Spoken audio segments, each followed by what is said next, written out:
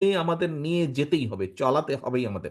কোনো কম্প্রোমাইজ নেই। নির্বাচন হতে হবে। যেখানে জনগণ ভোটার, সেখানে জনগণকে নির্দ্বিধা, নির্বিঘ্নে, শান্তিপূর্ণভাবে ভোটের ব্যবস্থা থাকতে হবে। আপনাদেরকে একটি ছোট্ট ঘটনা দিয়ে আমি আরো পরিষ্কারভাবে বোঝানোর চেষ্টা করি। এই ৪-৫ দিন আগের ঘটনা।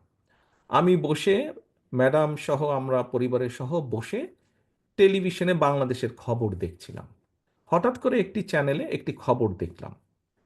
একটি খবর দেখলাম যমুনা টিভিতে।